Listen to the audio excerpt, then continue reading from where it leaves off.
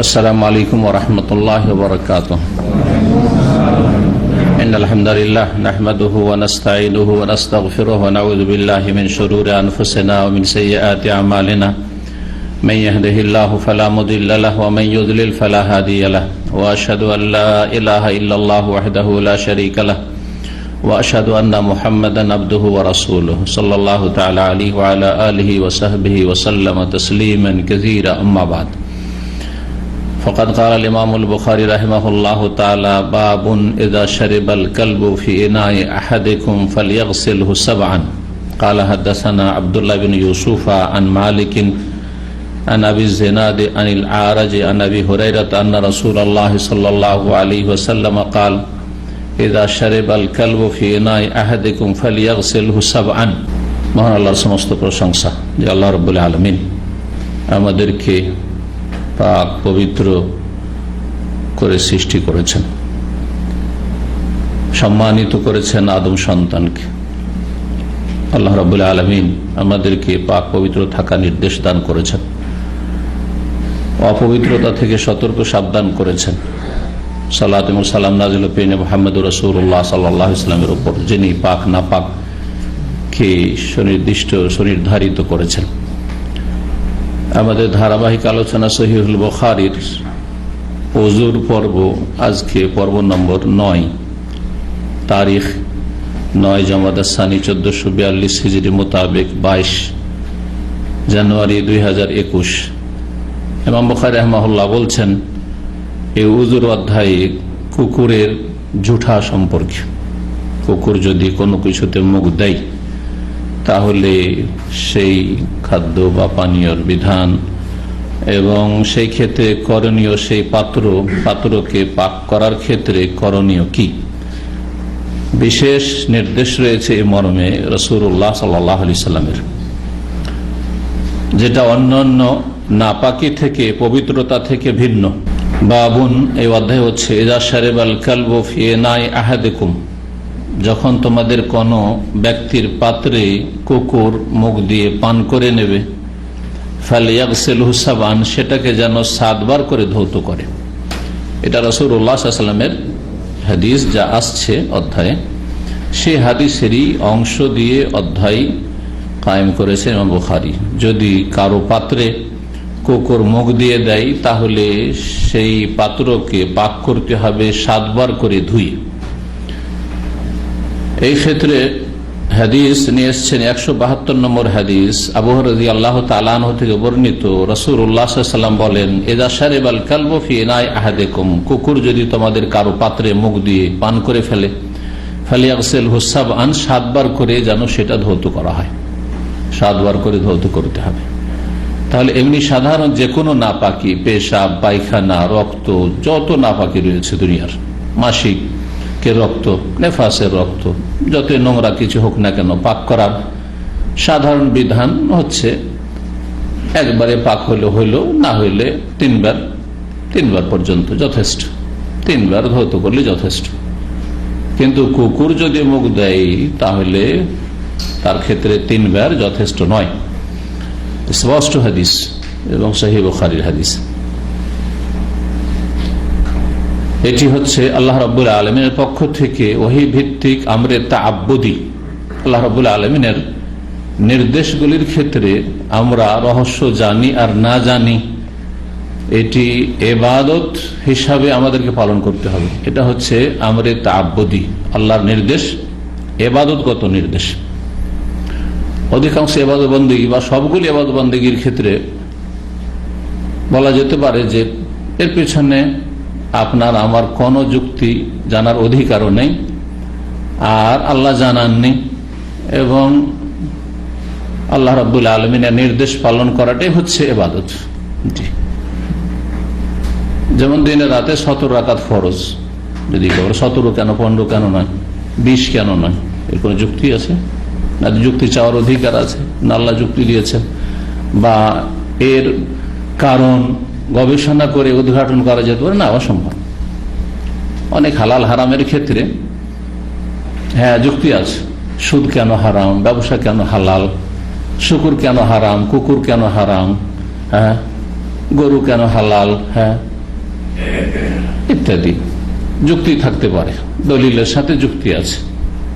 মাকুলাতুল মানা, এই রহস্য সম্পর্কে গবেষণা করার অবকাশ আছে, কিন্তু যেগুলি আল্লাহর পক্ষ থেকে ইবাদতগত নির্দেশ, সেই ক্ষেত্রে কোনো অবকাশ নেই যে কেন কুকুর যদি মুখ দেয় তো 7 বার ধুইতে হবে, 3 বারে কেন হবে না। আল্লাহর পক্ষ থেকে ইবাদতগত নির্দেশ, যেমন জুমার সালাত 2 রাকাত ফরজ আদায় করছেন আমরে তাআব্বুদি, ঠিক তেমনি কুকুরের জুঠা পাক করতে হবে 7 বার দিয়ে, এটা আমরে তাআব্বুদি।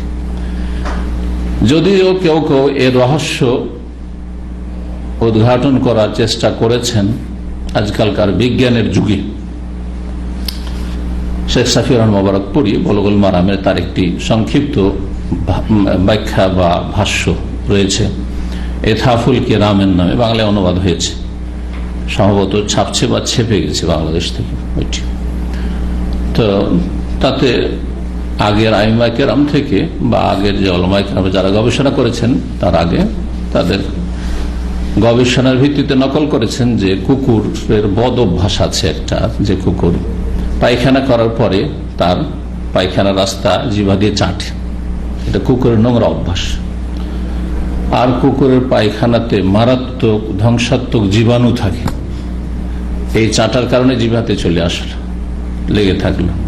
যখনই কোনো পাত্রে, আর কুকুরের আর একটা অভ্যাস হচ্ছে যে কুকুর জিহ্বা দিয়ে চেটে খায়, প্রথম জিহ্বা লাগায়, প্রথম খানি কি লাগবে, জিহ্বা।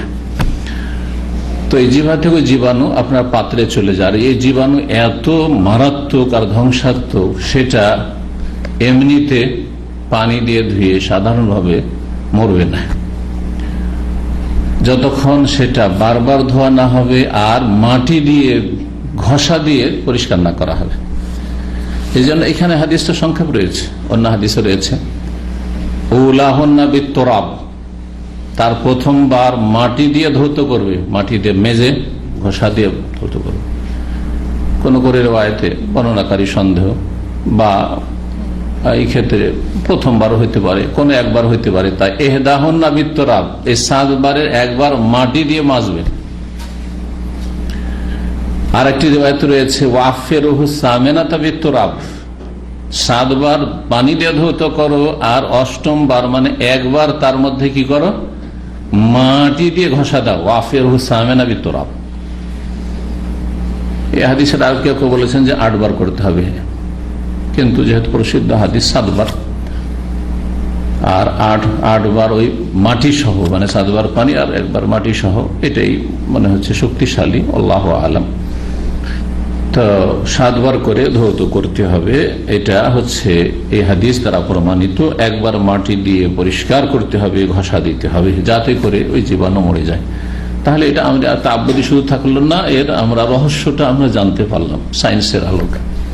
আল্লাহ তাআলা জানি আর না জানি, 3 বার কেন নয়, 5 বার কেন নয়, 7 বার কেন, এটা তখন বলবো যে আল্লাহর পক্ষ থেকে নির্দেশ, ওহী, হাদিস হচ্ছে ওহী, আমরে তাআব্বুদি।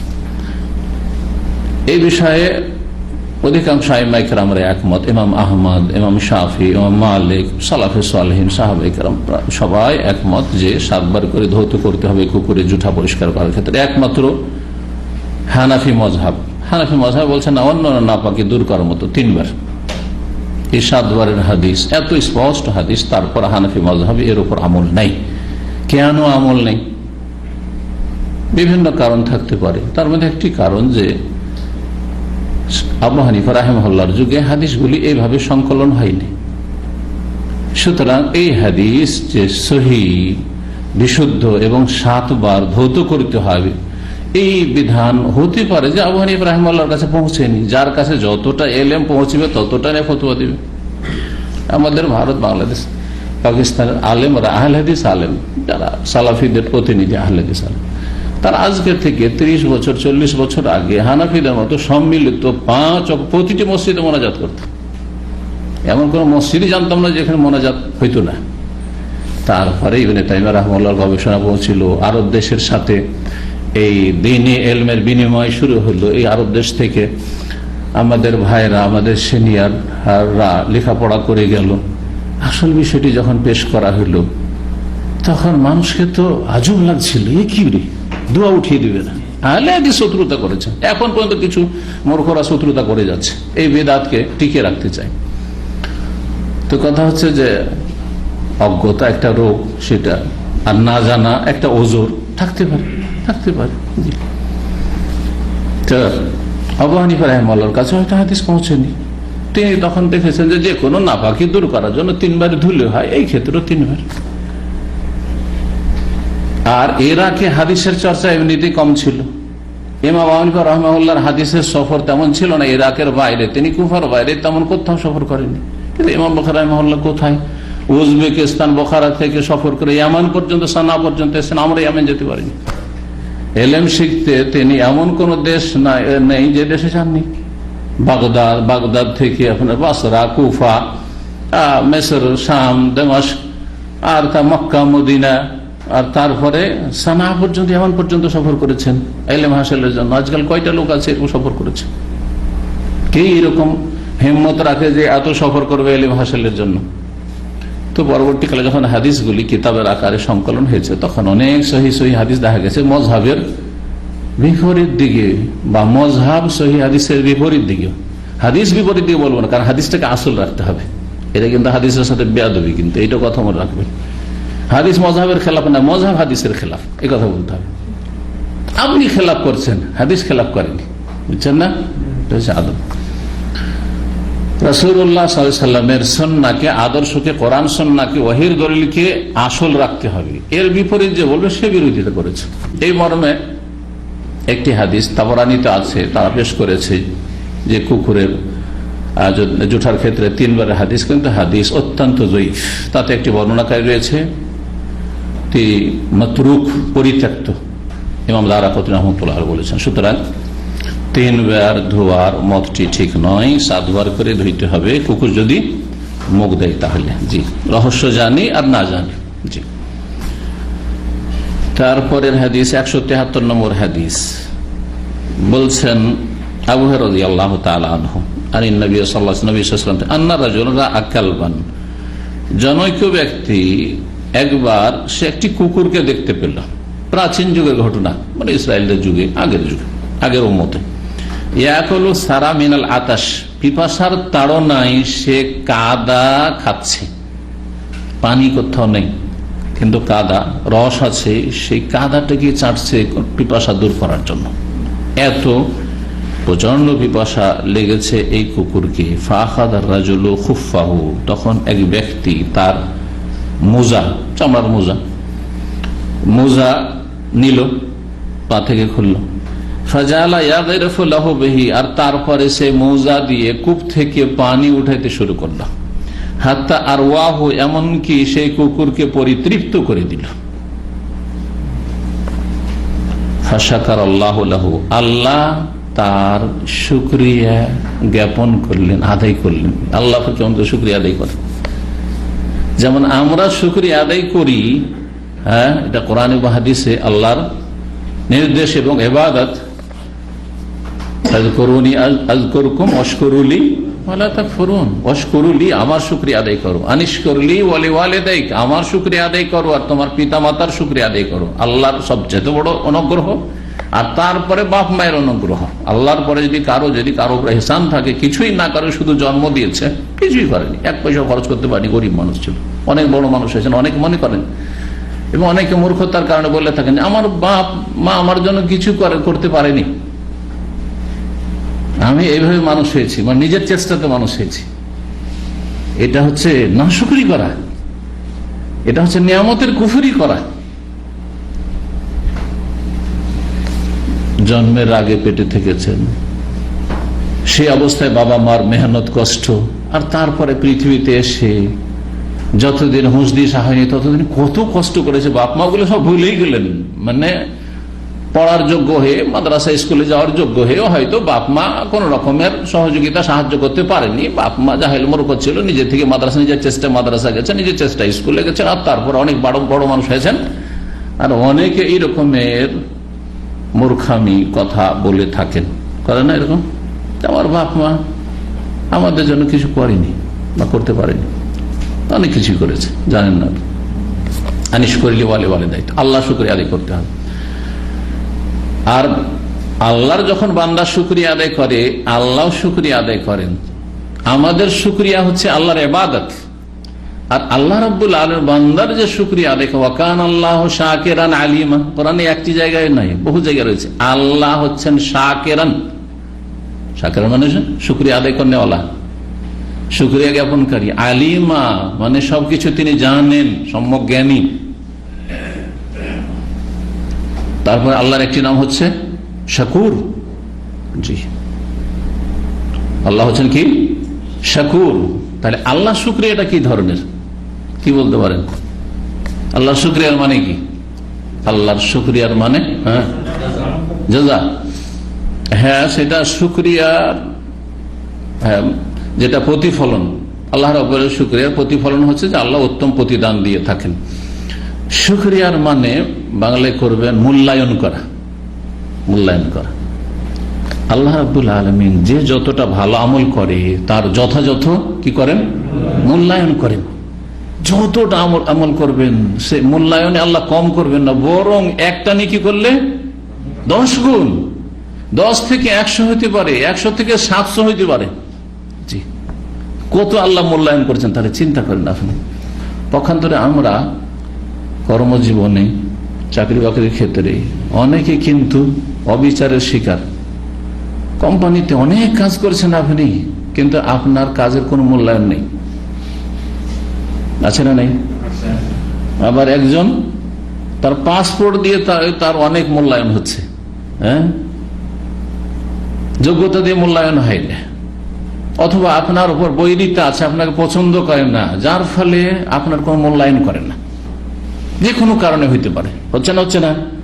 মানুষ এইরকমটা করে, কিন্তু আল্লাহ রাব্বুল আলামিন কি করেন? এমনটা করেন না। ওমা আনা বিযাল্লামিল লিল আবিদ, আল্লাহ সবকিছুর মূল্যায়ন করেন। সুতরাং আল্লাহর কাছে কোনো আমল করে কাউকে জানাবার কোনো প্রয়োজন নেই, কারণ আল্লাহ যথেষ্ট জানছেন, আলিম, আল্লাহ শাকির, আল্লাহ সব জানছেন। সুতরাং যিনি সব জানছেন তিনি সবচেয়ে বেশি মূল্যায়নকারী, তিনি মূল্যায়ন করেন।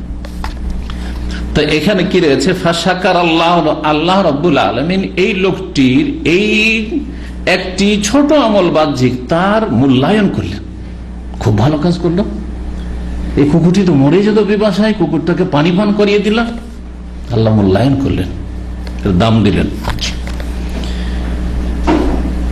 এই মূল্যায়নের ভিত্তিতে আল্লাহ কি করলেন? তার গুনাহ খাতা মাফ করে দিলেন। অথচ সে গুনাহগার পাপী ছিল। ফাদখালাহুল জান্নাহ, তাকে আল্লাহ জান্নাতে যাওয়ার নির্দেশ দিয়ে দিলেন, জান্নাতে দাখিল করে দিলেন। মানে আল্লাহ তাকে জান্নাত দেবেন, তার জন্য জান্নাতকে অবধারিত করে দিলেন।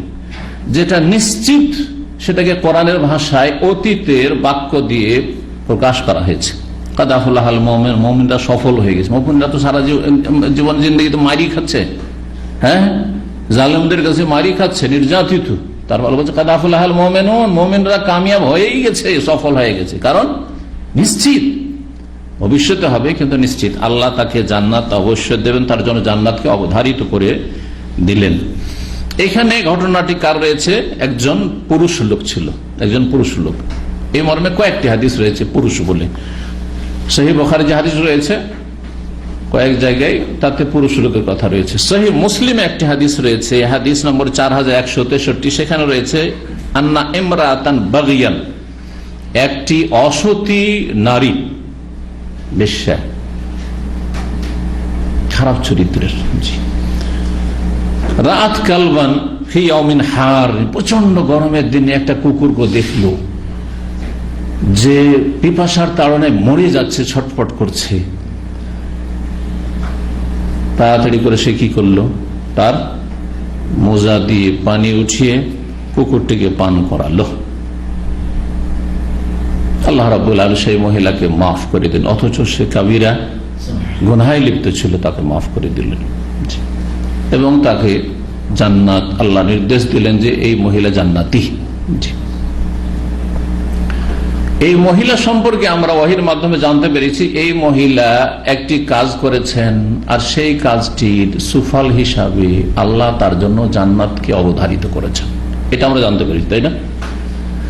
কিন্তু যে কোনো এইরকম বদচরিত্রের মহিলা সারা জীবন পাপ করছে, জেনা করছে আর বিভিন্ন পাপে জড়িয়ে আছে, আর তারপরে একটা কুকুরকে পান করিয়ে দিল আর জান্নাত চলে যাবে? হ্যাঁ, জরুরি না, আমাদের কাছে কোনো দলিল নেই। একটি কাজ দুজন করছে, দুজনের আমলের কোয়ালিটিতে আসমান জমিন পার্থক্য থাকতে পারে, বুঝছেন না? একই কাজ, আপনি 1 টাকা দান করছেন, আরেকজন 1 টাকা দান করছে, দুজন আসমান জমিন পার্থক্য থাকতে পারে। জি হ্যাঁ, এই বিষয়গুলি মানে গভীরভাবে চিন্তা করতে হবে। মানুষ যারা পাপী অথবা সুবিধাবাদী, তারা এই হাদিসগুলি, যে হাদিসগুলিতে ফজিলতের দিক রয়েছে, সেগুলি শুধু সামনে রাখে, আর কঠোর শাস্তির যে হাদিস রয়েছে, আয়াত রয়েছে, সেগুলিকে একেবারে ভুলে যায়।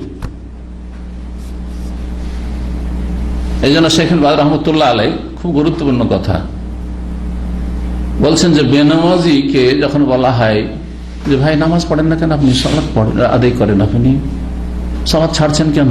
বলছে আল্লাহ গাফুরুর রাহিম। আল্লাহ কি?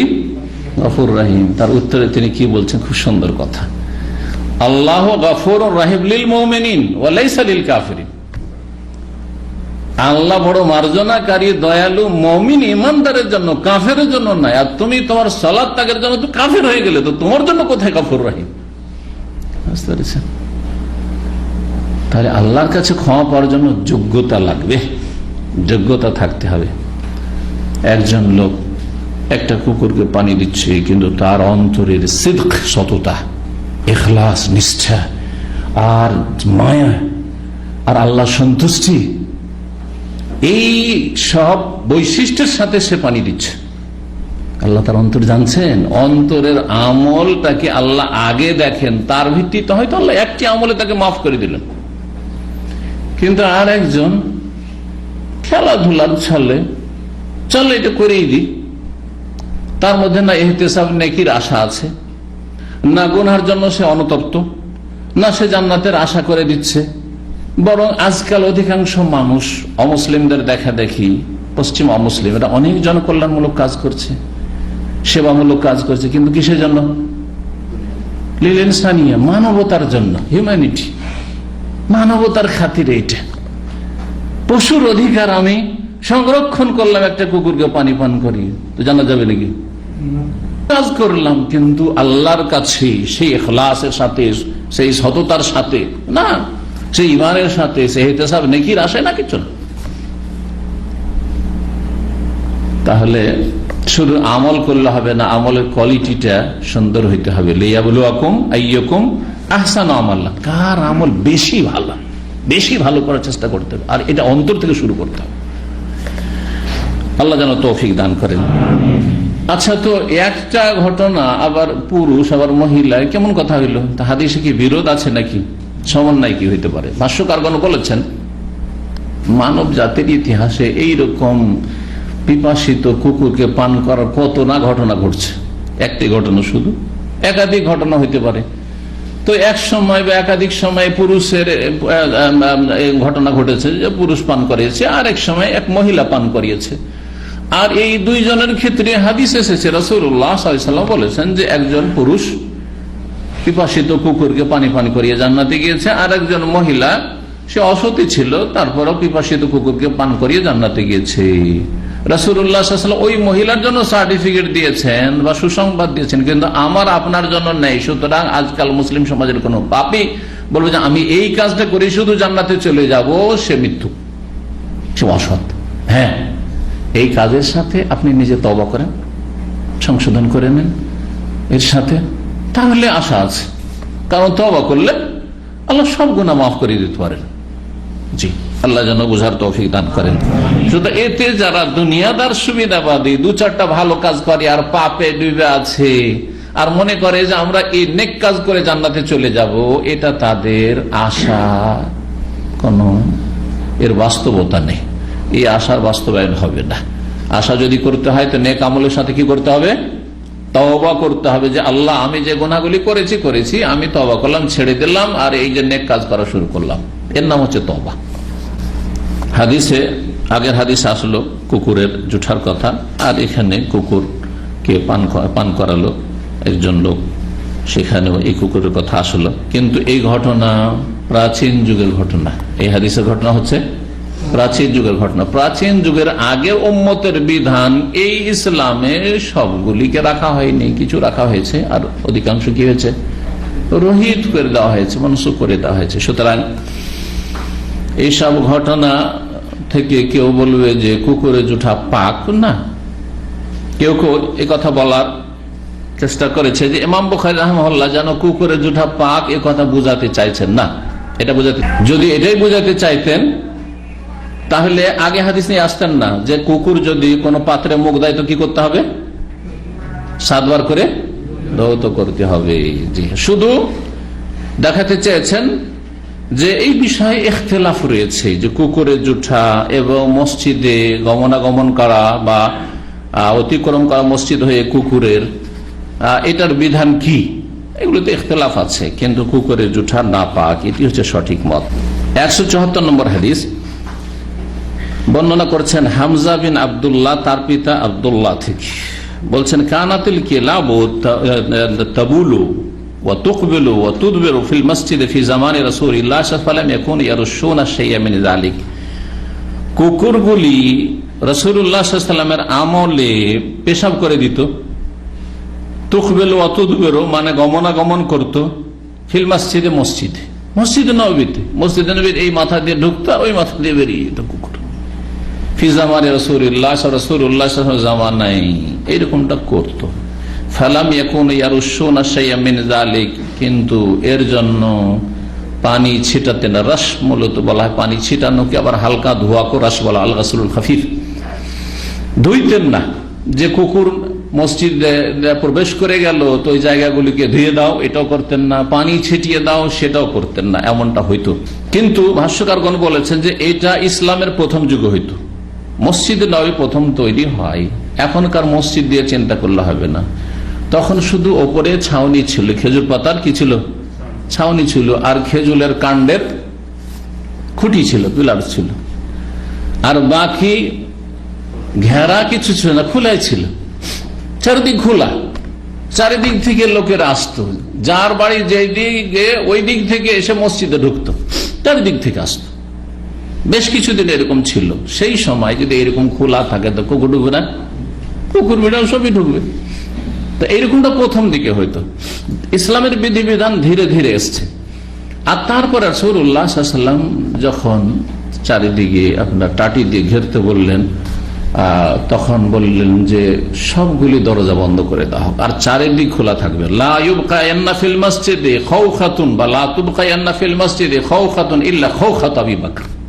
মসজিদের আর কোন দরজা খোলা থাকবে না, একমাত্র আবু বকর সিদ্দিক রাদিয়াল্লাহু তাআলা বাড়ির সামনে যে ছোট্ট দরজা আছে ওটা খোলা থাকবে। আল্লাহু আকবার। এটা আবু বকর সিদ্দিক রাদিয়াল্লাহু তাআলা কি রয়েছে, ফজিলত রয়েছে, বর্ণনা করা হয়েছে, মর্যাদার কথা বর্ণনা করা হয়েছে যে কোন সাহাবীর বাড়ির সামনে কোন দরজা খোলা থাকবে না, একমাত্র আবু বকর সিদ্দিক রাদিয়াল্লাহু তাআলা বাড়ির সামনে যে ছোট্ট দরজা আছে ওটা খোলা থাকে, যাতে ওর আসতে সুবিধা হয়, ঘুরে না আসতে হয় দূর থেকে। আর রাসূলুল্লাহ সাল্লাল্লাহু আলাইহি ওয়াসাল্লামের যে কক্ষগুলি, বাড়িগুলি ছিল, আজওয়াজ মুতাহহারাত উম্মাহাতুল মুমিনিন রাদিয়াল্লাহু তাআলা আনহা, তাদের সেগুলি মসজিদের সাথে লাগানো ছিল। আর প্রত্যেকটা দরজা দিয়ে বেরোলে মসজিদে, দরজা দিয়ে বেরোলে মা আয়েশা রাদিয়াল্লাহু তাআলা আনহার ঘর থেকে পর্দা ফেলা আছে, বেরোলে মসজিদে নববী। এইভাবে সার হয়ে 9 জন বিবির কক্ষ ছিল, একটা করে ঘর, একটা করে কক্ষ, আর সামনের দিকে ছোট্ট একটু উঠান, যেমন গ্রামের বাড়ি। তারপর তো গ্রামের, আমাদের দেশে অনেক বড় বড় বাড়ি, ছোট্ট ছোট্ট একবারে। কত ছোট ছিল চিন্তা করেন, যে 3 জন ব্যক্তির কবরে ওই হুজরা মুবারাকা ফুল হয়ে গেছে, রাসূলুল্লাহ সাল্লাল্লাহু আলাইহি ওয়াসাল্লামের কবর মুবারক, আর তারপরে আবু বকর সিদ্দিক, আর তারপরে ওমর রাদিয়াল্লাহু তাআলা আনহু। আর কোন জায়গা নেই ওখানে যার কার কবর দেওয়া যাবে। এই ছোট্ট কক্ষে রাত্রে বিছানাটা বিছিয়ে দিয়ে শুয়ে যেতেন মা আয়েশা রাদিয়াল্লাহু তাআলা আনহা, রাসূলুল্লাহ সাল্লাল্লাহু আলাইহি ওয়াসাল্লাম, আর অন্যান্য বিবিরা। আর দিনের বেলা সেটাকে ভাঁজ করে মুড়িয়ে রেখে দিতেন, আর সেখানে উঠা বসা করতেন। আর কোনো জায়গা ছিল না, 2 জন 3 জন মানুষ শুইতে পারে এত ছোট কক্ষে রাসূলুল্লাহ সাল্লাল্লাহু আলাইহি ওয়াসাল্লাম জীবন কাটিয়েছেন, তার সহধর্মিণীগণ জীবন কাটিয়েছেন, কিন্তু ছিল সুখ শান্তির জীবন। কারণ তাতে রুহের শান্তি ছিল, কলবের শান্তি ছিল।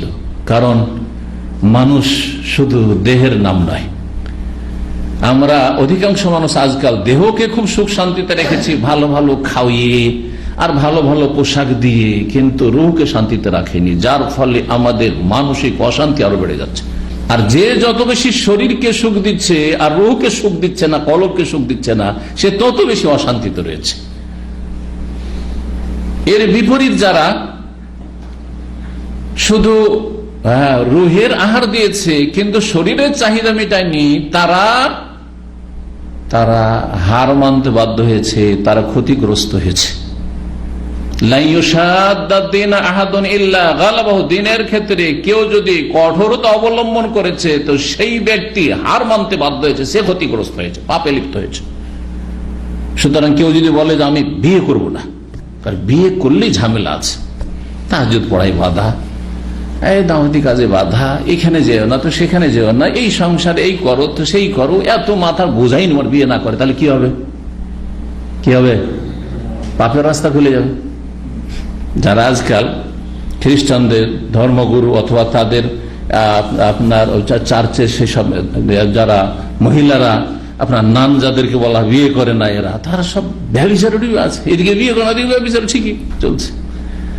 দেবদাসী হিন্দুদের যারা রয়েছে তাদের অবস্থা ওই রকমই, বিয়ে শাদী করেন না, কিন্তু সাধুদের সন্ন্যাসীদের চলছে সব কেলেঙ্কারির কথা মাঝে মধ্যে দেখতে পাচ্ছেন আজকাল সোশ্যাল মিডিয়াতে। জি, এই জন্য ইসলামে সংসার ত্যাগী হয়, লা রহবানিয়াতা ফিল ইসলাম, ইসলামে বৈরাগী হওয়া নেই বা বৈরাগ্যবাদ নেই, সংসার ত্যাগী হওয়া নেই। বিয়েও করো শরীরের চাহিদা মিটালে, যৌন চাহিদা মিটালে, আর আল্লাহর ইবাদতবন্দি করো, জিকির আজকার করো, ফরজ আদায় করো, আদেশ নিষেধ পালন করো, রুহের চাহিদা মিটালে, রুহের খোরাক দিলে। শরীরের আহার দিতে হবে আর রুহের আহারও দিতে হবে, তাহলে কি থাকবে? ব্যালেন্সটা ঠিক থাকবে, জি, ভারসাম্য থাকবে, মনে রাখবেন ভালো করে। আর দ্বীন ইসলাম যারা পুরোপুরি পালন করে তারা আত্মারও আহার দেয়, রুহেরও আহার দেয় আর শরীরেরও আহার দিয়ে থাকে। এই জন্য প্রতিদিন সিয়াম পালন করা চলবে না, কারণ আপনি শরীরের আহার দিচ্ছেন না, আপনি চলবে না, এটা যে নিষেধ করা হয়েছে, না না এটা করিও না। সাহাবীরা অনেকে এসেছেন আর বলেছেন, ইয়া রাসূলুল্লাহ আমি প্রতিদিন পারবো না, চলবে না। শেষ খুব বেশি যদি সিয়াম পালন করো তাহলে একদিন সিয়াম আর একদিন পানাহার করো, এটা হচ্ছে আফদালুস সিয়াম ওয়া আদালুস সিয়াম, এটা হচ্ছে সিয়াম দাউদ আলাইহিস সালাম, কানা ইয়াসুমু ইয়াওমান ওয়া ইফতার। এর বেশি চলবে না, এর বেশি চলবে না। তো এটা সবসময় মনে রাখবেন যে আপনি শরীরের চাহিদা পূরণ করা প্রয়োজনীয়, পানাহার, তারপরে আপনার যে যৌন চাহিদা রয়েছে সেটা যদি না পূরণ করতে পারেন, স্ত্রী নেই, সংসারে দূরে আছেন, প্রবাসী আপনারা, সুতরাং আপনাদের সমাধান সম্পর্কে আরো জানতে হবে, বেশি বেশি সিয়াম পালন করেন। আল্লাহ বলেছেন, রাসূলুল্লাহ কি বলেছেন, যেই ব্যক্তি বিয়ে না করতে পারবে অথবা স্ত্রী না রাখতে পারবে সে ব্যক্তি কি করবে? ফালাইহি বিসসাওম, সিয়াম পালন করো, তাহলে তুমি পাপ মুক্ত থাকতে পারবে। এদিকে আপনি সোমবার বৃহস্পতিবার সিয়ামও পালন করবেন না, আর এইদিকে শরীরে আপনি খাবারও দিবেন যথেষ্ট, এদিকে আপনার বিবিও নেই আর জোয়ান মানুষ, তাহলে আপনার পাপের রাস্তা খুলবে, জেনা ব্যভিচারের রাস্তা, না হয় সমকামিতার রাস্তা। আর যদি বলেন যে আমার মধ্যে দিনদারি আছে, জেনা ব্যভিচারে যাব না, সমকামিতে যাব না, অনেকে আছে, তখন কোন রকম করে জায়েজ করার চেষ্টা করেছে, কেউ ফতোয়া দিয়েছে কি না যে হস্তমিথুন করা যাবে, বলছে অমুক তো বলেছে হস্তমৈথুন করা যাবে গুনাহ থেকে বাঁচার জন্য। আরে অমুক বলেছে, তমুক বলেছে, ইসলাম বলেছে যে গুনাহ থেকে বাঁচার জন্য তুমি হারাম কাজ করবে না, জায়েজ কাজ করবে, সীমা লঙ্ঘন করবে না, ইসলাম বলেনি। ইসলাম বলেছে সিয়াম পালন করো, ইসলাম বলেনি যে অনেক টাকা ইনকাম করো আর তারপরে তুমি স্ত্রী থাকলো সাথে, না হয় না থাকলো, ভাই গুনাহ থেকে বাঁচতে পারছেন না, সিয়াম পালন করার মাধ্যমে বাঁচেন, আর না হলে সোজা চলে যান, বাড়ি যান।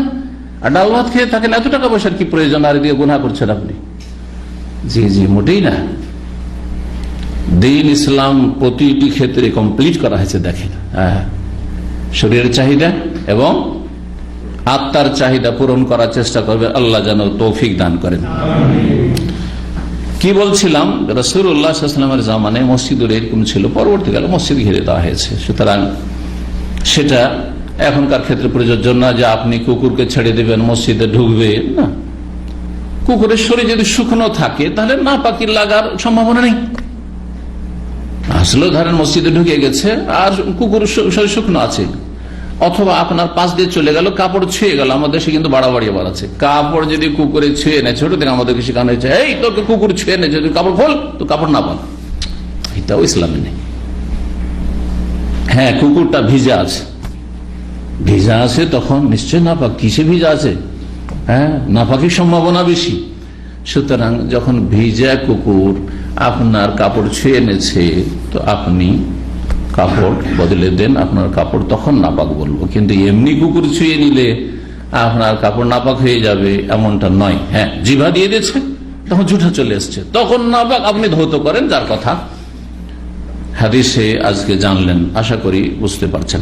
175 নম্বর হাদিস, আদি ইবনে হাতেম রাদিয়াল্লাহু তাআলা আনহু থেকে বর্ণিত। উনি শিকার করতেন, শিকারী কাজে খুব খ্যাতি লাভ করেছিলেন। আর তার বাড়ি ছিল হাইল এলাকা, বর্তমান হাইল এলাকা। আদি ইবনে হাতেম তাই যে বড় দানশীল মানুষ ছিলেন। একটা মেহমান এসছে আর দাদার উঁট চড়াচ্ছে, উঁটের পালে আছে। একজন মেহমান, একজন অথবা দুজন এরকম মেহমান যাচ্ছে, অপরিচিত মেহমান। এমন না যে আমার দেশের মেহমান মানে কি আত্মীয় কুটুম্ব, না না, ওইসব না।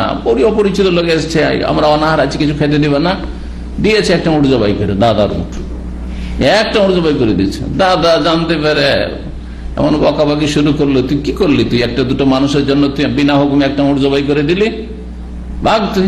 দিল, বাড়ি থেকে তাড়িয়ে থাকে। আমি বাড়ি থেকে চলে যাব, কিন্তু আমি এরকম করবো, মেহমান আসলে আমি না করবো না। এই জন্য হাতেম তাইর দানশীলতা খুব মশহুর রয়েছে আমাদের দেশে, নাই? হাতেম তাইর কিসসা কাহিনী। নেক মানুষের সন্তানদের বা প্রজন্মে আল্লাহ বরকত দান করেন। হাতেম তাই যদি জাহিলিয়াতের যুগে চলে গেছে, কিন্তু তার এই সততার কারণে, দানশীলতার কারণে আল্লাহ রহম করেছে, তার ছেলেকে আল্লাহ হিদায়াত করেছে। জি হ্যাঁ, ভালো মানুষ যদি পাপেও থাকে, গুনহার যুগে থাকে, তো তার প্রজন্মে বরকত হতে পারে তার নেক কাজের কারণে। সে ইসলামের যুগ হয়তো পায়নি, শিরক করে যদি মারা গিয়ে থাকে তো মুশরিক। আর যদি ফিতরতের উপর গিয়ে থাকে, আর সেটা সম্ভাবনা খুবই কম যে শিরক মুক্ত থেকেছে। মাত্র কয়েকজন লোক আরবে ছিল যারা শিরকে ঘৃণা করতো আর তৌহিদের ওপর ছিল, কিন্তু তাদের সামনে স্পষ্ট ছিল না যে কোন দিন পালন করবো। তাদের বলা হবে যে তারা দিনে ইব্রাহিমের ওপর ছিল, সুতরাং তাদের ক্ষেত্রে বলা যায় তারা না জানতে পারে। আল্লাহ বলছেন, সাআলতুন নবী সাল্লাল্লাহু আলাইহি ওয়াসাল্লাম, নবী সাল্লাল্লাহু আলাইহি ওয়াসাল্লাম জিজ্ঞাসা করেছিলাম একবার এই শিকারী কুকুর সম্পর্কে। ফাকালা, বললেন, এজা আরসালতা কালবাকাল মুআল্লাম, যখন তুমি তোমার প্রশিক্ষণপ্রাপ্ত কুকুরকে প্রেরণ করবে বা ছাড়বে শিকার করার জন্য, কুকুরকে ছাড়বে, যাও ধর। ফাকাতালা, তারপরে হত্যা করে ফেললো কোন শিকারী পশুকে বা পাখিকে, ফাকুল, সেটা খেয়ে নাও। কিন্তু যখন কুকুরকে ছাড়বেন তখন কি করতে হবে? বিসমিল্লাহ বলতে হবে। বিসমিল্লাহ বলে কুকুরকে ছাড়তে হবে। জি, যেমন বিসমিল্লাহ বলে জবাই করেন, ঠিক তেমন বিসমিল্লাহ বলে কুকুর ছাড়েন। ওয়াইদা আকাল্লা, আর যদি দেখো যে কুকুর কিছু অংশ খেয়ে ফেলেছে, শিকার করেছে একটা খরগোশ, একটা হরিণ, আর কিছু অংশ খেয়ে ফেলেছে, ফালা তাকল, তাহলে খেও না। কেন? ফাইন্নামা আমসাক আলা নাফসিক, সে তোমার জন্য নিয়ে আসেনি, সে নিজের জন্য সেই শিকারটাকে ধরেছে। অর্থাৎ সে শিকারী কুকুর এখনো হতে পারেনি। শিকারী কুকুর যদি প্রশিক্ষণ প্রাপ্ত কুকুর হইতো তো মনিবের জন্য আগে নিয়ে আসতো, মনিবকে দিয়ে দিত আমানত, আর তারপর মনিব যা খাওয়াইতো দেখিত। শিকারী কুকুরের লক্ষণ হচ্ছে যখন তাকে বলতে হবে ধর, তখন লাফ দিয়ে ধরতে যাবে, থাম, তখন থেমে যাবে। দুটো লক্ষণ হলো। আর তৃতীয় লক্ষণ হচ্ছে যে নিজে কিছু খাবে না, ধরবে, ধরে মালিকের কাছে নিয়ে এসে হাজির করে দেবে। এই তিনটি লক্ষণ যদি না থাকে তাহলে সেই কুকুর প্রশিক্ষণ প্রাপ্ত নয়। সুতরাং সেই কুকুর দিয়ে শিকার করা যাবে না। হ্যাঁ, শিকার করাতে পারেন এমনি কুকুর দিয়ে, কিন্তু জীবিত অবস্থায় পেতে হবে আর আপনাকে জবাই করতে হবে। যদি সাধারণ কুকুর দিয়ে যদি আপনি শিকার করেন তাহলে জীবিত অবস্থায় পেতে হবে আর জবাই করতে হবে। বিসমিল্লাহ বলে জবাই করতে যদি পান মরে যাওয়ার আগে সেই শিকারী পশুটি, তাহলে আপনার জন্য হালাল। পক্ষান্তরে শিকারী কুকুর যদি ধরে নিয়ে আসে, বিসমিল্লাহ বলে ছেড়েছেন, আর যখন ধরেছে তখন রক্ত প্রবাহিত হয়েছে, তাতে সেই পশু কি হয়ে গেছে? হালাল হয়ে গেছে আপনার জন্য, মানহারাদ্দাম হয়ে গেছে। কুলতো, আমি বললাম, উরসেলো কালবি, আমি কখনো কখনো আমার কুকুরকে ছেড়ে দিই শিকার করার জন্য, ফাজেদু মাহু কালবান আখার, তার সাথে আর একটা কুকুরকে দেখি যে দুটো কুকুর একসাথে হয়ে গেছে শিকারি ধরতে গিয়ে। এখন কেমন করে বুঝবো যে আমার কুকুরে ধরলো না ওই কুকুরে ধরলো? আর মরলো তো আমার কুকুরে ধরাতে মরলো না ওই কুকুরের ধরাতে মরলো? কালা, তখন রাসূল বললেন, ফালা তাকুল, খেও না। কারণ ফাইন্নামা সাম্মাইতা আলা কালবিকা, তুমি বিসমিল্লাহ বলেছো, আল্লাহর নাম নিয়েছো তোমার কুকুরের ওপর, বিসমিল্লাহ বলে তোমার কুকুর ছেড়েছো। ওয়ালাম তুসাম্মি আলা কালবি ইন আখার, আর আরেকটি অপর কুকুর যে রয়েছে সেই অপর কুকুরের ওপর তুমি বিসমিল্লাহ বলনি, আল্লাহ নাম উচ্চারণ করেনি, সুতরাং সেটি যেহেতু সন্দেহপূর্ণ সুতরাং তোমার জন্য হালাল নয়। জি, 34 নম্বর অধ্যায় বলছেন, বাবু মাল্লাম ইয়ারাল উযু ইল্লা মিনাল মাখরাজাইনি মিনাল কুবুলি ওয়াদ দুবুর। গুরুত্বপূর্ণ অধ্যায় আজকে এটি। সেটি হচ্ছে, এই বাব হচ্ছে এমন আইম্মায়ে কেরামদের সম্পর্কে যারা বলছেন যে উযু করতে হবে না বা উযু ভঙ্গ হবে না ইল্লা মিনাল মাখরাজাইন, তবে দুটো দ্বার দিয়ে যদি কোনো কিছু নির্গত হয়, বের হয়ে আসে, তাহলে উযু করতে হবে।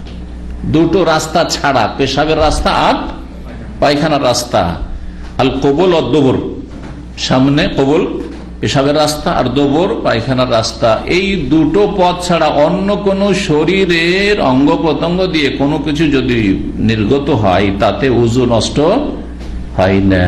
সুতরাং মুখ ভর্তি হয়ে যদি বমি হয়ে যায়, মুখ দিয়ে বেরোলো, তাতে উযু নষ্ট হবে না। নাক দিয়ে রক্ত, অনেকের নাক দিয়ে রক্ত পড়ে, নাক দিয়ে যদি রক্ত পড়ে তাতে উযু নষ্ট হবে না, তাতে উযু নষ্ট হবে না। কোন জায়গায় ক্ষত আছে অথবা আপনার অস্ত্রোপচার করা হয়েছে আর অনেক রক্ত ঝরেছে, অথবা আঘাত লেগেছে রক্ত ঝরেছে, তাতেও উযু নষ্ট হবে না। এক কথায় পেশাব পায়খানা রাস্তা দিয়ে কোনো কিছু যদি বের হয় সহজ ভাষায়, তাহলে তাতে উযু নষ্ট হবে। এটা হচ্ছে মূলত উযু ভঙ্গের কারণ। সে পেশাব পায়খানা রাস্তা দিয়ে পেশাব বেরোক, পায়খানা বেরোক, অথবা বায়ু নির্গত হোক, অথবা কৃমি, পেশাবের রাস্তা দিয়ে কোনো পোকা মাকড় বেরোলো, রক্ত বেরোলো পেশাবের রাস্তা দিয়ে, পায়খানা রাস্তা দিয়ে। জি, তারপরে মনি, মাজি, মানির ক্ষেত্রে গোসল রয়েছে, মাজি ওয়াদি যা কিছু বেরোক না কেন কি হবে? উযু নষ্ট হবে। জি হ্যাঁ। আর অন্য অন্য যে উযু ভঙ্গের কারণগুলি রয়েছে সেগুলিতে পেশাব পায়খানা রাস্তা দিয়ে কোনো কিছু বের হওয়ার সম্ভাবনা রয়েছে, সেই জন্যই সেগুলিকে উযু ভঙ্গের কারণ বলা হয়েছে। মূলত সেগুলি সরাসরি উযু ভঙ্গের কারণ নয়। সূক্ষ্ম কথাটা ভালো করে বুঝে নেন। যেমন নিদ্রা, হালকা নিদ্রা নয়, গভীর নিদ্রা, গাঢ় ঘুম, এমন ঘুমাচ্ছেন যে আশেপাশে কি হয়েছে 10 মিনিটের মধ্যে জানেন না কিছু, তাহলে ধরে নিলাম যে এটা উযু ভঙ্গের কারণ। উযু ভঙ্গের কারণ হচ্ছে গভীর নিদ্রা। কেন? আসলে নিদ্রা হিসাবে উযু ভঙ্গের কারণ নয়, কিন্তু নিদ্রা অবস্থায় যেহেতু আপনি অচেতন, আপনার পেশাব পায়খানা রাস্তা দিয়ে কিছু বেরোলো কিনা, বিশেষ করে বায়ু নির্গত হওয়া, কেমন করে জানছেন? কিছু জানছেন না, সেই জন্য ধরে নেওয়া হয়েছে যে এই গভীর ঘুম আপনার কি উযু ভঙ্গের কারণ। জি, এইরকমই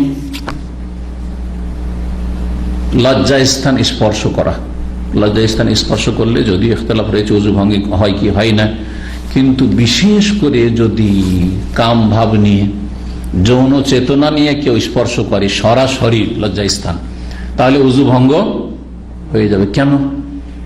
লজ্জা স্থান স্পর্শ করলে উযু হয়তো ভঙ্গ হইতো না, কিন্তু একটি সম্ভাবনা আছে, যে সম্ভাবনার কারণে ধরে নিচ্ছি যে উযু ভঙ্গ। সেটা কি?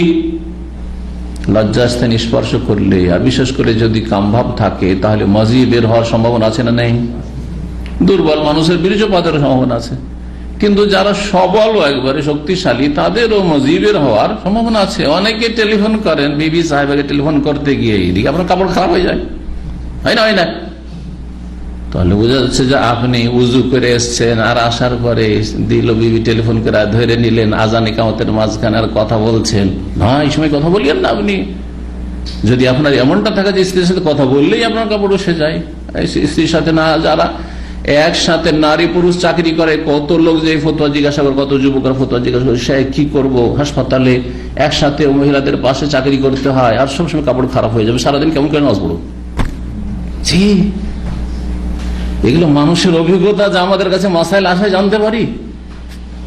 তাহলে এইরকম ক্ষেত্রগুলো থেকে আপনাকে বাঁচতে হবে, যথাসাধ্য দূরে থাকার চেষ্টা করতে হবে। আপনি স্ত্রীর সাথে কথা বলবেন, আপনি অন্যের সঙ্গে কথা বলেন, এখন জামাত শুরু হতে যাচ্ছে বা উজু করে নিয়েছেন না, কারণ পারে যে আপনি সালাতে, বিশেষ করে শয়তান কিন্তু এরকমটা করে, সালাত যখন শুরু করেছেন আরেকটু নড়াচড়া, রুকু সিজদা হয়েছে, তখন মজি বেরিয়ে আসে। মজি না বেরোলো শয়তান সুড়সুড়ি দেয় আর ওয়াসওয়াসা শুরু হয়ে যায়, মনে হচ্ছে বেরিয়ে গেল, মনে হচ্ছে বেরিয়ে গেল, সালাত আর খুশুই থাকলো না, আরে সালাতটা পড়বো না ছাড়বো, পড়বো না ছাড়বো, মনে হয় কিছু বেরিয়ে গেল। আর তারপরে গিয়ে দেখছেন তো আসলে কিছু এখনো বেরিয়ে আসেনি, কিন্তু বের হওয়ার সম্ভাবনা, মনে হচ্ছে বেরিয়ে গেছে। সালাতের ক্ষতি করলো না শয়তান। সুতরাং সতর্ক সাবধান থাকবেন। এক কথাই আসল উযু ভঙ্গকারী বিষয় হচ্ছে পেশাবের রাস্তা অথবা পায়খানার রাস্তায় কোনো কিছু বের হওয়া, আর বের হওয়ার সম্ভাবনা যেগুলিতে আছে সেগুলি হচ্ছে উযু ভঙ্গের কারণ। একটি রয়েছে আমরে তাআব্বুদি, ইবাদতগত বিষয় যাতে উযু ভঙ্গ হয়, সেটা হচ্ছে উটের গোশত খেলে। যদিও বিষয়টিতে ইখতিলাফ করেছেন, কিন্তু স্পষ্ট ইমাম কেরামগণ, কিন্তু এই ক্ষেত্রে স্পষ্ট হাদিস থাকতে কে ইখতিলাফ করেছে সেটা দেখার বিষয় নয়। এই জন্য ইমাম আহমদ রাহিমাহুল্লাহর মত এবং যারা আহলুল হাদিস কোরআন সুন্নাহ অনুসারী তাদের মতটি হচ্ছে শক্তিশালী, যে রাসূলুল্লাহ সাল্লাল্লাহু আলাইহি ওয়াসাল্লামকে সাহাবীরা জিজ্ঞেস আনা তাওয়াদ্দাউ মিন লহমুল ইবলি, উটের গোশত খেলে কি আমরা উযু করব? বলে নাম তাওয়াদ্দাউ মিন লহমুল ইবলি, উটের গোশত খেলে উযু করে নাও। রহস্য আল্লাহ ভালো জানেন, রহস্য আল্লাহ ভালো জানেন। যাই হোক, বলছেন যে কেন উযু ভঙ্গ হয় শুধু পেশাব পায়খানা রাস্তা দিয়ে বের হলে? সূরা মায়েদার আয়াত নম্বর 6 লম্বা আয়াতের একটা অংশ, আউজা আহাদুম মিনকুম মিনাল গায়েত, অথবা তোমাদের কেউ যদি শৌচকার্য সেরে আসে, পেশাব পায়খানার কাজ সেরে আসে, আও লামাসতুমুন নিসা, অথবা নারীদেরকে স্পর্শ করে, যে স্ত্রীকে স্পর্শ করেছো মানে সহবাসে লিপ্ত হয়েছো, এই লামাসা মানে হচ্ছে সহবাস করা। ফালাম তাজিদু মাআন, গোসল ফরজ হয়েছে অথবা উযু ভঙ্গ হয়েছে পেশাব পায়খানা করার কারণে, পানি পাচ্ছ না বা পানি ব্যবহার করতে পারছো না, ফাতায়াম্মামু সাঈদান তাইয়্যিবা, তাহলে পাক মাটি দিয়ে তায়াম্মুম করে নাও। তো এই ছিল আয়াত দলিল যে পেশাব পায়খানা রাস্তা দিয়ে কোনো কিছু বেরোলে কি হবে? উযু নষ্ট হবে। এই ব্যাপারে কোনো দ্বিমত নেই। ওয়াকাল আতা, ইমাম আতা তাবেঈ মক্কি রাহমাতুল্লাহ আলাইহি বলছেন, ফিমা ইয়াখরুজু মিন দুবুরিহি, ওই ব্যক্তি সম্পর্কে যার পায়ুপথ দিয়ে বেরিয়ে আসে আর দুধ, পোকামাকড়, দুধ মানে হচ্ছে পোকা, কৃমি বা অন্য কোনো পোকা, আও মিন যাকারিহি, অথবা আপনার পেশাবের রাস্তা দিয়ে, যাকার পেশাবের রাস্তা দিয়ে, নাহুয়াল কামলাথি, উকুনের মতো কোনো ছোট কিছু পোকা বেরিয়ে আসলো, উকুনের মতো বেরিয়ে আসলো, ইউইদুল উযুয়া, উযু অবস্থায় ছিল, তো কি করবে? উযু পুনরায় করবে, উযু নষ্ট হয়ে যাবে। তাহলে বোঝা গেল শুধু পেশাব পায়খানা না, পেশাব পায়খানা রাস্তা দিয়ে যদি এরকম পোকামাকড় কিছু বেরিয়ে আসে, তা তো কি হবে? উযু নষ্ট হয়ে যাবে। কারা যাবেন আব্দুল্লাহ, প্রখ্যাত সাহেব যাবেন আব্দুল্লাহ রাদিয়াল্লাহু তাআলা বলছে, ইযা যাহিকা ফিস সালাতে, কোন ব্যক্তি যদি সালাতে অট্ট হাসি হেসে দেয়, সালাত পড়তে পড়তে হাসির যদি কোনো কারণ হয়ে যায়, একজন যদি হেসে যায়, আল্লাহ ভালো ভালো মানুষ ধরে রাখতে পারে, সবাই হাসে, এক দুইজন যদি হেসে যায় তো হাসিকে থামানোটা বড় মুশকিল হয়ে যায়। কারণটা কি জানেন? শয়তান সবাইকে গুদগুদি দেওয়া শুরু করে, হ্যাঁ, কুতি দেওয়া শুরু করে, বুঝছেন না? আর হাসি থামানো যায় না, শয়তান সাকসেস হয়ে যায়। সাবধান। এই জন্য এমন কোন পরিস্থিতি তৈরি করবেন না যে হাসার পরিস্থিতি তৈরি হবে। কেউ যদি অট্ট হাসি দিয়ে দেয় সালাত অবস্থায়, তাহলে কি হবে? উযু নষ্ট হবে না সালাত নষ্ট হবে? আদা সালাতা, পুনরায় সালাত আদায় করবে, কারণ সালাত নষ্ট হয়ে গেছে। হাসি কয় প্রকার জানেন? আমি অনেকবারই বলেছি, হাসি নিয়মিত যারা আমার ক্লাস আছে জানেন, হাসি তিন প্রকার। একটা হচ্ছে কাহকাহা, অট্ট হাসি, হ্যাঁ হ্যাঁ করে হাসা, হা করে, আর যেটা হাসি রাসূলুল্লাহ কখনো হাসতেন না। আর এই হাসি পছন্দনীয়, অপছন্দনীয়, হারাম নাজায়েজ নয় কিন্তু অপছন্দনীয়। আর এক হাসি হচ্ছে মাঝারি হাসি, দেখ যেতে হা হা করবেন না, কিন্তু একটু আওয়াজ আছে, একটু হয়তো আওয়াজ আছে। আর একটা হাসি হচ্ছে তাবাসসুম বা ইবতিসাম, মুচকি হাসি। মুচকি হাসিতে চেহারা দেখলে বোঝা যাবে হাসছেন, কিন্তু তাতে কোনো সাউন্ড নেই। জি, রাসূলুল্লাহ সর্বদাই মুচকি হাসি হাসতেন, এবং যে কোনো মুসলিম ভাইদের সাথে দেখা সাক্ষাৎ হলে মুচকি হাসি দেবেন, এটি সাদাকা রাসূলুল্লাহ সাল্লাল্লাহু আলাইহি ওয়াসাল্লাম বলেছেন।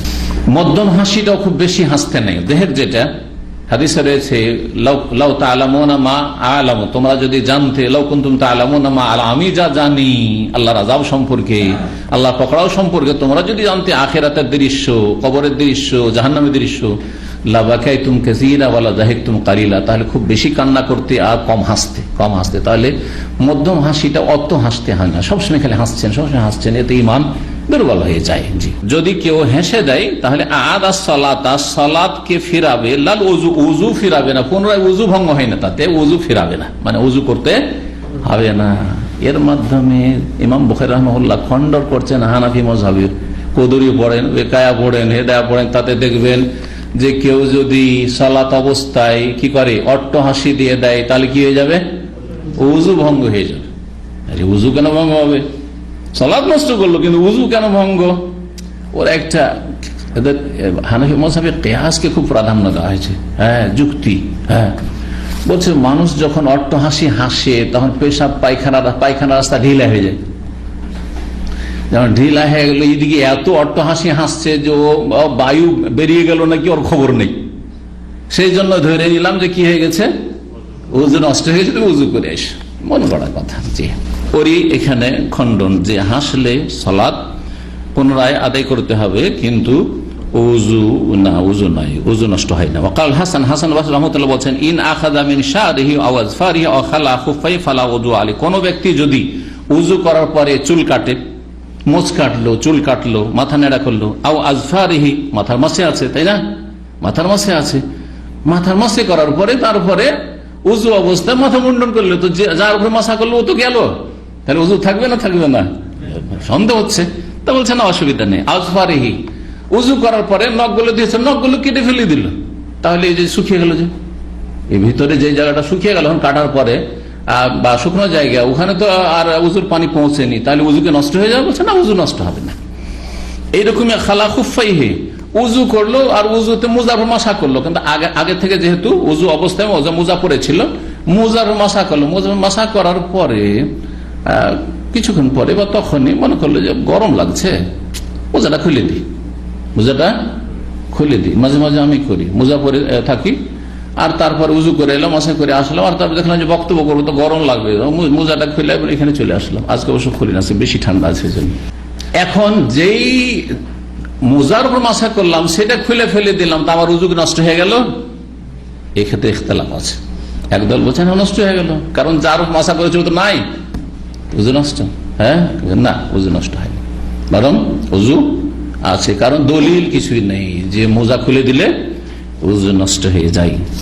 তাই বলছেন আও খালা খুফাই, মোজা যদি খুলে দেয় ফালা উযু আলাইহি, তাকে উজু করা লাগবে না। ওয়াকাল আবু হুরায়রা রাদিয়াল্লাহু তাআলা বলছেন, লা উযু ইল্লা মিন হাদাসিন, উযু শুধু করতে হবে যদি উযু ভঙ্গ হয়ে যায়। উযু কি হয়?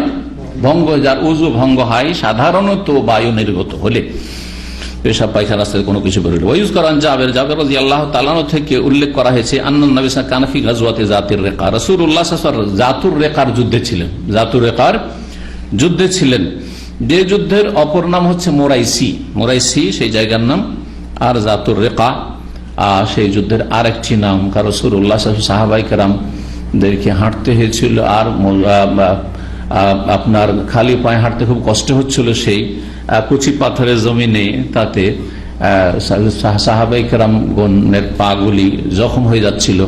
তখন রাসূলুল্লাহ সাল্লাল্লাহু আলাইহি ওয়াসাল্লাম বললেন যে তোমরা পায়ে কাপড় বেঁধে কাপড় পেঁচিয়ে দাও, যাতে করে পাকে এই ক্ষত বিক্ষত হওয়া থেকে রক্ষা করা যায়। ফারুমিয়া রাজুলুন বিসাহমিন, একজন মানুষ তীরবিদ্ধ হইল, মানে একজন সাহাবী তীরবিদ্ধ হলেন। ফানাজাফাহু, সালাত অবস্থায় ছিলেন, সালাত পড়ছিলেন, তাহাজ্জুদের সালাত, ওই অবস্থায় তীর লেগে গেছে, কাফেরদের তীর এসে লেগেছে। ফানাজাফাহু দাম, তখন রক্তক্ষরণ শুরু হয়েছে, রক্ত প্রবাহিত হওয়া শুরু হয়েছে। ফারাকা ওয়া সাজাদা, সেই অবস্থায় রুকু করলেন, সিজদা করলেন, মাদাফি সালাতিহি, আর তিনি সালাত কমপ্লিট করে ফেললেন। এটা করলেন না যে শরীর দিয়ে এত রক্ত বেরিয়ে গেল, তীরবিদ্ধ হয়েছে, তো আমার তো উযু নষ্ট হয়ে গেছে। তাহলে কি বোঝা গেল? শরীরে অন্য কোন অঙ্গ দিয়ে যদি রক্ত বেশিও প্রবাহিত হয় তবু উযু নষ্ট হয় না। হানাফি মাযহাবে কিন্তু রক্ত বেশি প্রবাহিত হলে বা রক্ত গড়ে গেলে, তাকে রক্ত যদি বের হয় আর তারপরে গড়ে যায় তাতে উযু নষ্ট হয়ে যাবে। এগুলি দলিলবিহীন ফতোয়া, এগুলির দলিল নাই। বরং এর বিপরীত দলিল যে সাহাবী সালাত আদায় করেছেন। কেউ যদি বলে এটা সাহাবীর আমল, রাসূলুল্লাহ সাল্লাল্লাহু আলাইহি ওয়াসাল্লাম মওজুদ আছেন, যদি সাহাবী ভুল কাজ করেন, কারণ তার যদি সালাত বাতিল হয় তাকে শিখানো ফরজ, আর নবী সাল্লাল্লাহু আলাইহি ওয়াসাল্লাম ফরজে আইন, কারণ তার উপর শরীয়ত আসছে, সাথে সাথে ওহী আসবে এবং সাহাবীকে ডেকে বলবে যে তুমি কি করেছো, এই সালাত পড়েছো, সালাত তো হয়নি, তোমার রক্ত বেরিয়েছে শরীর থেকে, তাতে তো উযু নষ্ট হয়ে যায়, তুমি এমনটা কেন করেছো? বলেছেন কি? বলেননি। তাহলে বোঝা গেল যে এটা হচ্ছে কি তাকরীর, মানে রাসূলুল্লাহ সাল্লাল্লাহু আলাইহি ওয়াসাল্লামের স্বীকৃতি দান বা অনুমোদন। সেটাও এক প্রকার হাদিস, যেমন বাচনিক হাদিস, যেমন কর্মগত হাদিস, কওল ফেল, তেমনি তাকরীর মানে সাপোর্ট বা সমর্থন, মৌন সমর্থন। ওয়াকাল হাসান বসরি রাহমাতুল্লাহ আলাইহি বলছেন, শুনে মা জালাল মুসলিমুনা ইউসাল্লুনা ফি জারাহাতিহিম, যুগে যুগে মুসলিমরা সব সময় সাহাবায়ে কেরামদের আমল থেকে নিজের নিজের ক্ষত নিয়ে তারা সালাত আদায় করতে থেকেছে। আর ক্ষত দিয়ে জিহাদের ময়দানে তারা ক্ষত বিক্ষত হয়েছেন, আহত হয়েছেন, আর রক্ত প্রবাহিত হতে থেকেছে, সেই অবস্থায় সালাত আদায় করেছেন। এটা চিরাচরিত ইতিহাস সাহাবায়ে কেরামদের আমল এবং তাবেঈনদের আমল। হাসান বসরি রাহমাতুল্লাহ আলাইহি বর্ণনা করেছেন। তাইলে কি বোঝা গেল যে রক্ত শরীর থেকে বেরোলে উযু নষ্ট হয় না, একমাত্র পেশাব পায়খানা রাস্তা ছাড়া। জি। ওয়াকালা তাউস, ইমাম তাউস তাবেঈ, ও মুহাম্মদ বিন আলী, ওয়াতা ওয়া আহলুল হিজাজ, এবং হিজাজের উলামায়ে কেরামগণ, হিজাজ কাকে বলা হয়? মক্কা মদিনার এলাকাকে হিজাজ বলা হয়। তারা বলেছেন লাইসা ফিদ দামে উযুন, রক্ত প্রবাহিত হলে তাতে উযু নেই। শরীরের কোন জায়গা দিয়ে যদি রক্ত যদি বেরিয়ে আসে তাতে উযু নেই। ওয়া আসারা ইবনে উমর বাসরাতান ফাখারাজা মিনহা দাম ওয়া লাম ইয়াতাওয়াদ্দা, আব্দুল্লাহ বিন উমর রাদিয়াল্লাহু তাআলা আনহুমা একবার একটি ফোড়া অথবা ফুসকুড়ি, জি ফুসকুড়ি বলেন না ফোড়া বলেন, শুদ্ধ ভাষা ফুসকুড়ি, ফোড়া বড় হইলে আর ছোট যদি হয়, আর যেটা ফুনসি বলে অথবা ফুসকুড়ি বলে, ফুসড়ি সহজ ভাষা আমরা বলে থাকি, ফুসড়ি আসলে ফুসকুড়ি। একটা ফুসকুড়িকে কি করলেন? গলিয়ে দিলেন। প্যাকে থাকলে গলিয়ে দিন আমরা, গলিয়ে দিলেন। ফাখারাজ মিনহা দাম, সেখান থেকে রক্ত প্রবাহিত হইল। ওয়ালাম ইয়াতাওয়াদ্দা, কিন্তু তিনি উযু করলেন না। তার মানে আব্দুল্লাহ বিন উমর রাদিয়াল্লাহু তাআলার কাছে যদি রক্ত প্রবাহিত হয় কোনো ঘা থেকে, তাহলে তাতে উযু নষ্ট হয় না। ওয়াবাযাকা ইবনু আবি আওফা দামান, আব্দুল্লাহ বিন আবি আওফা সাহাবী একবার মুখ থেকে রক্ত বের করলেন, মানে থুথু ফেললেন, তাতে রক্ত বের হলো, থুতুর সাথে রক্ত বেরিয়ে আসলো। ফামাদা ফি সালাতি, কিন্তু তিনি সালাত কন্টিনিউ করলেন, সালাত পড়তেই থাকলেন, সালাত ছাড়লেন না। তার মানে উযু নষ্ট, মুখ দিয়েও যদি রক্ত বের হয় তাতে উযু নষ্ট হয় না।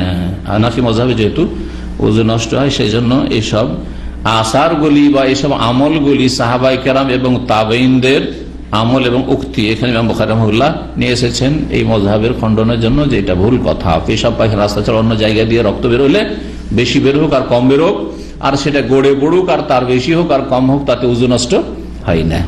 ওয়াকাল ইবনে উমর, আব্দুল্লাহ বিন উমর রাদিয়াল্লাহু তাআলা বলছেন, ওয়াল হাসান বাসমা ফিমা ইয়াহতা, যে ব্যক্তি সিঙ্গা লাগাবে, উযু অবস্থায় সিঙ্গা লাগিয়েছেন, লাইসা আলাইহি ইল্লা গাসলু মাহাজামিহি, তার উযু করা লাগবে না। কি করা লাগবে? যেই জায়গাতে সিঙ্গা লাগে সেখান দিয়ে যেহেতু রক্ত প্রবাহিত হয়েছে, ওই জায়গাটুকু ধুয়ে নেবে, ওই জায়গাটুকু ধুয়ে নেবে।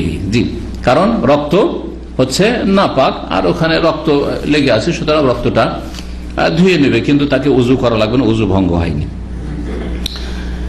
হাদিস আবু হুরায়রা রাদিয়াল্লাহু তাআলা আনহু থেকে বর্ণিত, ক্বালা, তিনি বলছেন, ক্বালা রাসূলুল্লাহ লা ইয়াজাল আবদু ফি সালাতিন, বান্দা সালাত অবস্থায় থাকে, মানে সালাতের সওয়াব পেতে থাকে, মা কানা ফিল মাসজিদ, যতক্ষণ মসজিদে থাকে, যতক্ষণ মসজিদে থাকবেন, ইয়ান্তাজিরুস সালাহ, সালাতের অপেক্ষায়, সালাতের আগেই চলে গেছেন, সালাতের অপেক্ষা আছেন, অথবা মাগরিব পড়ে এনেছেন, এশাটা পড়ে বেরোবো, আর আপনি মসজিদে বসে আছেন, ওযু অবস্থায় যদি বসে থাকেন, তাহলে আপনি সালাতের নেকি পেতেই আছেন যতক্ষণ বসে থাকবেন মসজিদ, যতক্ষণ বসে থাকবেন। এটি ফজিলত, যারা মসজিদ থাকবে, বিশেষ করে যারা মসজিদের খেদমত করেন তাদের জন্য সৌভাগ্য, এবং তাদের জন্য এটি খুব সুন্দর একটি পয়েন্ট যে বাইরে না বসে থেকে, মসজিদের পাশের রুমে না বসে থেকে উযু করে মসজিদে বসে থাকেন, মসজিদে বসে থাকেন। আপনি বসে থাকলেও কি চলছে?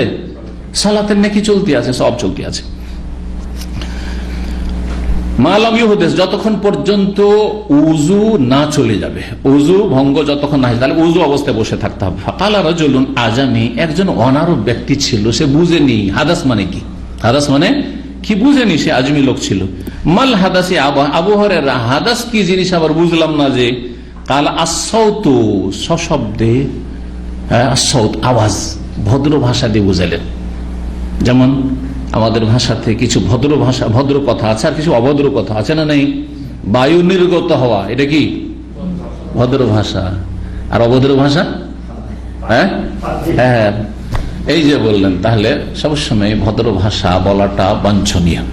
ভদ্র ভাষা কেউ না বুঝলে তাকে বুঝাইবেন, না বুঝলে তখন ওই অভদ্র ভাষা দিয়ে বোঝান, কিন্তু বুঝে নিলে ভদ্র ভাষা দিয়ে বুঝাইবেন। কোরআনে কারিমে আল্লাহ রাব্বুল এই কথা সহবাসের কথা বলে, আওলা মাসতুমুন নিসা, তোমরা যদি স্ত্রীকে স্পর্শ করো, ভদ্র ভাষা দিয়ে বোঝানো হয়েছে। ইবনে আব্বাস রাদিয়াল্লাহু তাআলা আনহু এই আয়াতে তাফসীর করতে বলছেন যে কোরআনে কারিমে যেখানে লামাসা ব্যবহার হয়েছে তার মানে হচ্ছে আল জিমা, সহবাস।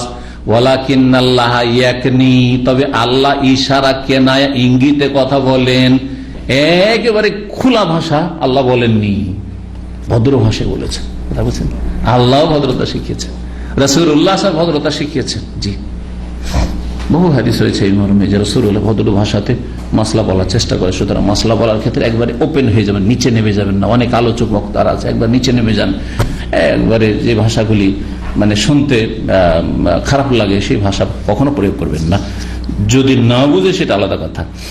বুঝাচ্ছেন এখানে হাদাস মানে ইয়ানি দরতা, আওয়াজ। প্রথম বলে দিলেন যে আওয়াজ। বুঝাচ্ছেন এখানে হাদাস মানে ইয়ানি দরতা, আওয়াজ। প্রথম বলে দিলেন যে আওয়াজ শব্দ, কিসের শব্দ? ইয়ানি দরতা, অর্থাৎ বায়ু নির্গত হওয়ার আওয়াজ, সশব্দে হোক আর নিঃশব্দে হোক, দুটোই। অন্য হাদিসে রয়েছে শুধু দরতা নাই, ফোসাউন আউদোরাতুন, ফোসাউন আউদোরাতুন, আস্তে ফোসা, ফুস করে বায়ু নির্গত হইল, আউদোরাতুন অথবা সশব্দে নির্গত হইল। 177 নম্বর হাদিস, আব্বাদ ইবনে তামিম বর্ণনা করছেন তার চাচা থেকে, তার চাচা সাহাবী নবী সাল্লাল্লাহু আলাইহি ওয়াসাল্লাম থেকে তিনি বর্ণনা করছেন, লা ইয়ানসারিফু, কোন ব্যক্তির যদি সন্দেহ হয় যে আমার কি বায়ু বেরিয়ে আসলো নাকি, আমার কি উযু ভঙ্গ হয়ে গেল নাকি, লা ইয়ানসারিফু, অতক্ষণ সালাত থেকে ফিরবেন না, সালাত ছাড়বেন না আপনি, শয়তান ওয়াসওয়াসা দিচ্ছে। হাত্তা ইয়াসমা সাউতান আও ইয়াজাদারি, যতক্ষণ পর্যন্ত কোনো আওয়াজ না শুনে নেবে অথবা কোনো দুর্গন্ধ না পাবে।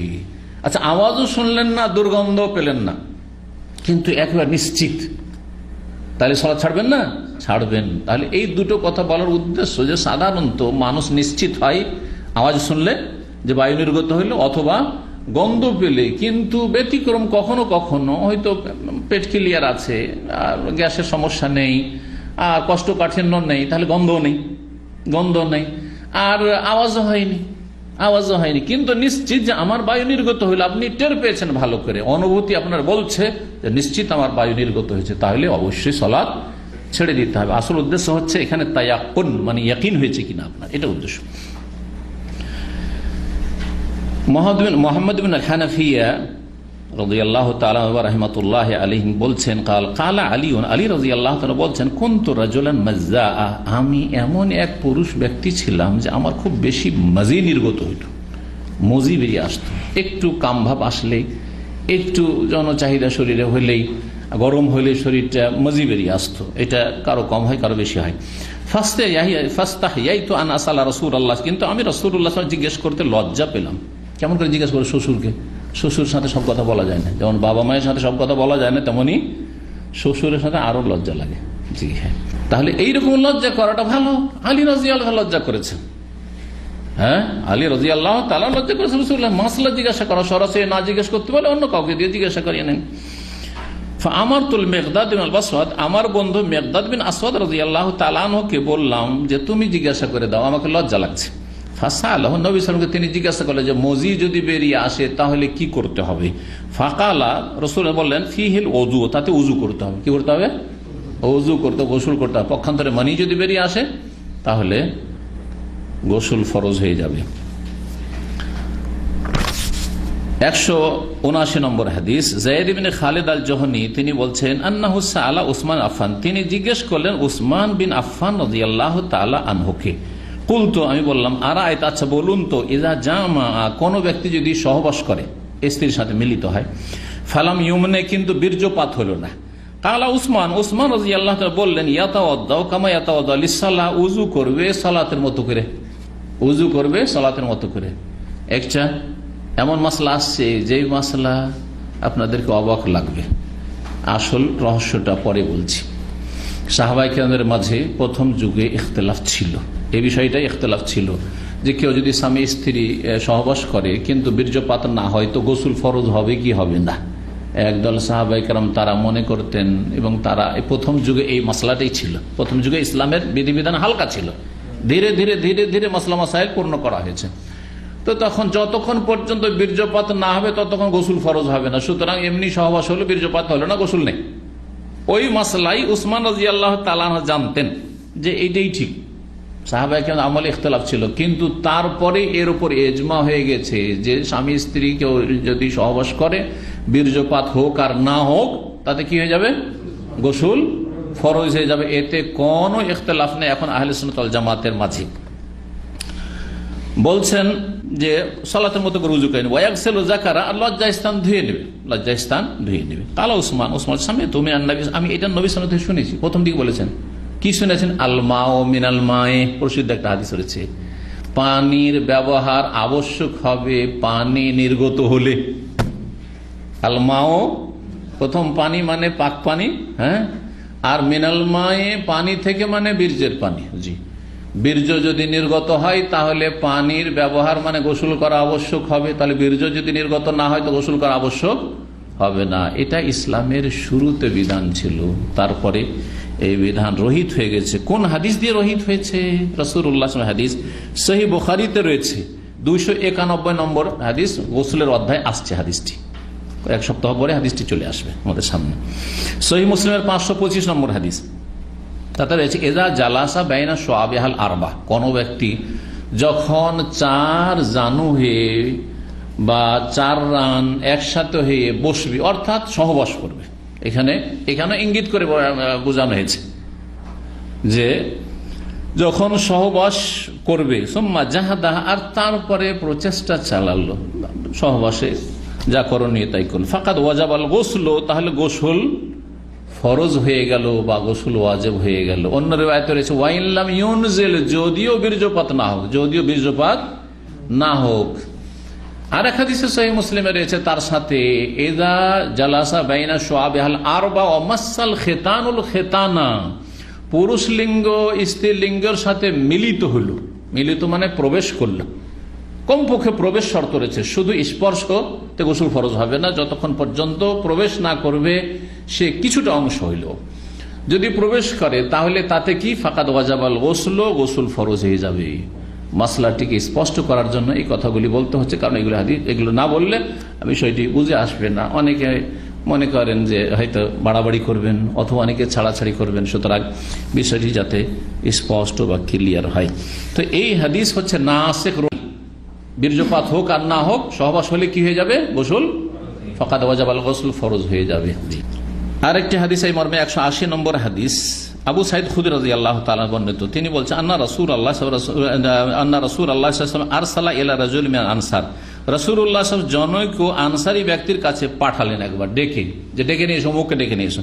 ফাজা ওয়া রাসু ইয়াকতুর, সেই লোকটি যেমনই ডাক পড়েছে রাসূলুল্লাহ সাল্লাল্লাহু আলাইহি ওয়াসাল্লামের, দৌড় দিয়ে চলে এসেছে, কিন্তু মাথা থেকে টপ টপ করে পানি পড়ছে চুল থেকে, মানে গোসল করেছিল বেচারা, গোসল করার অবস্থায় দিয়েছে দৌড়, যে নবী ডেকেছেন সাল্লাল্লাহু আলাইহি ওয়াসাল্লাম। ছোট ফাকাল নবী সাল্লাল্লাহু আলাইহি ওয়াসাল্লাম দেখে বুঝতে পেরেছেন, এই তাড়াহুড়াই পড়ে গেছে বেচারা।